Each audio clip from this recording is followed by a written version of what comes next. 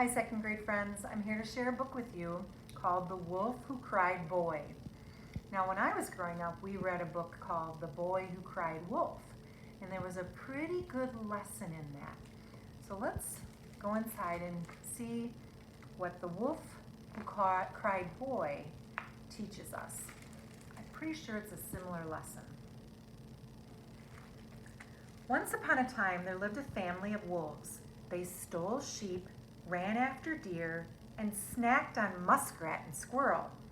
Except for Little Wolf, that is, who never stopped complaining about what his mother prepared each night for dinner.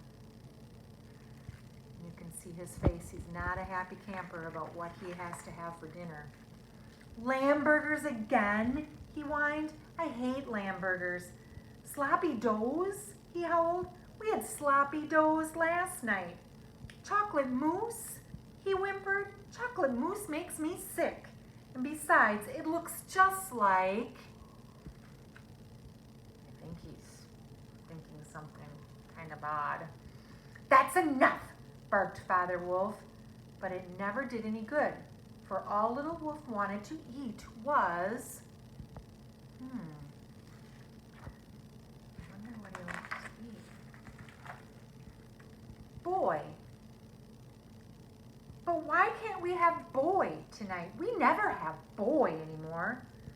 Well, son, sighed Father, there was a time when a clever wolf would snatch a shepherd boy off a hill or pluck a farm boy out of a field. Why, there was nothing better than a steaming plate of boy chops, a big baked boy potato, and boys and berry pie. But boys are hard to come by these days. So stop your complaining and finish your dinner. Yes, Father, Little Wolf muttered. Then he asked, but suppose I did find a boy someday. Father Wolf smiled. You find a boy in the woods, and your mother and I will be happy to cook him, catch him, but I won't get my hopes up if I were you. Sounds like an interesting catch. The next day, as Little Wolf made his way home from school, he sniffed the air. Oh, 3 pig salad, he moaned. I hate 3 pig salad. And then Little Wolf remembered what his father had told him about catching a boy someday. So he decided to play a little trick and put off that awful dinner for a while. He ran home just as fast as he could, howling all the way. Boy, boy, I've just seen a boy in the woods. If we hurry, we can catch him.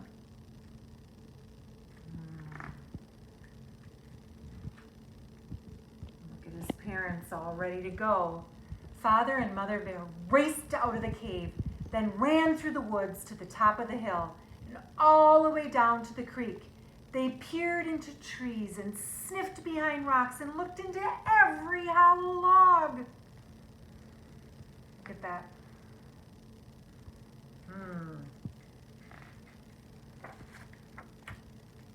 But they could not find the boy. We looked everywhere, panted Father Wolf. Everywhere a boy might go, but we just couldn't find him. Better luck next time, son. Little Wolf tried to look disappointed, but it was all he could do to keep from laughing. He's playing a little trick on them. I wonder if that's going to backfire on him. Let's see.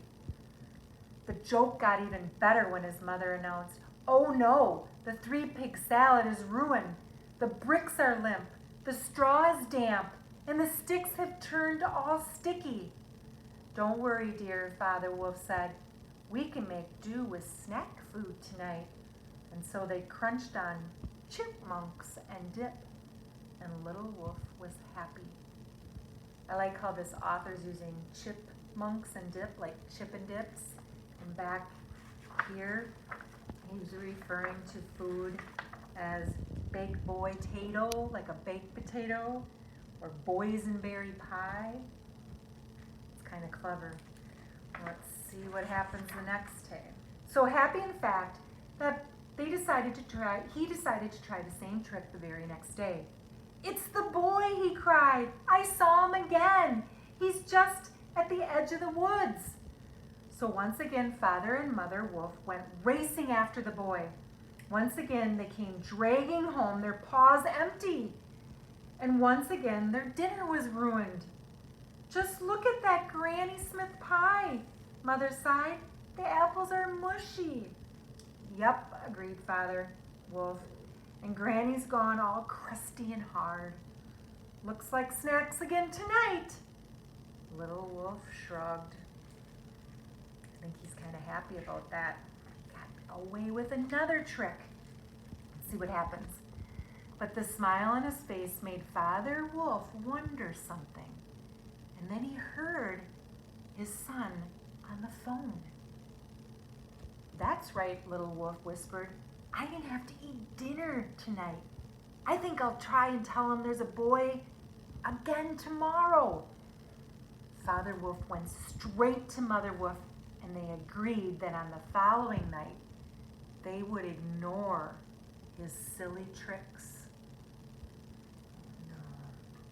So they're on to him. They know it's a trick. Uh-oh. The next day, Little Wolf made his way home from school as usual. He could smell the awful odor of the steaming muscatuli as it floated out of the cave, and was just about to holler, "Boy," when the most amazing thing happened. There, walking through the woods before him, were more boys than he's ever seen. It's a Boy Scout troop. There's lots of boys. I wonder what he'll do. "Boy," he cried, "boys!" But this time, no one came running from the cave. "Boy," he hollered, "boys!" But still no one came. So he ran into the cave shouting, "There are boys out there! Dozens of them! Big ones and little ones, fat ones and skinny ones. Enough to fill our freezer and Auntie's freezer too." But his mother just shrugged and said, "That's nice, dear, but I already have dinner made." Father Wolf hid his face behind the newspaper. So now they don't believe him. I wonder if it's because he played tricks on them earlier. And that's when one of the boys stuck his head in the cave. He was the mischievous type, a lot like Little Wolf, and he had crept away from his scout pack to have a closer look. "See?" Little Wolf shouted. "There's one of them now!" But even though the boy tiptoed right into the cave, Little Wolf couldn't get anyone to look. "There's a boy on the couch," he howled. "That's enough, son," said his mother.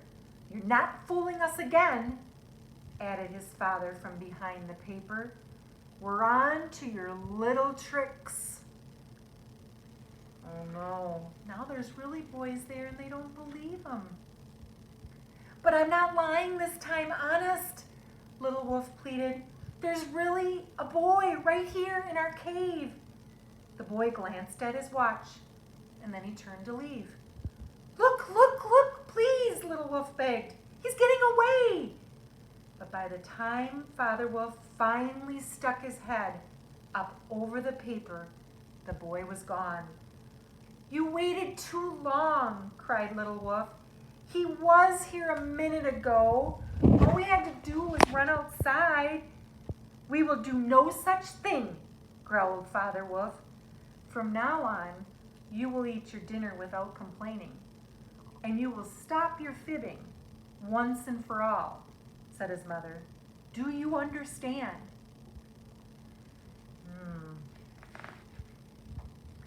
It's too bad, isn't it?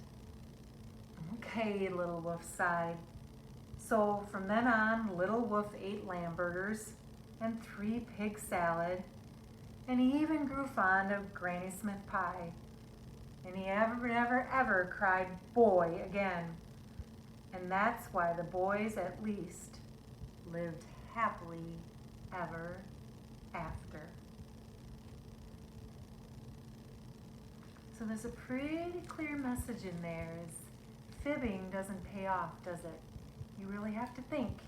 And that's why the boy who cried wolf and the wolf who cried boy are very similar stories. You got to make sure you don't fib, otherwise people aren't going to believe you. So take some time to think about that today and have a great day.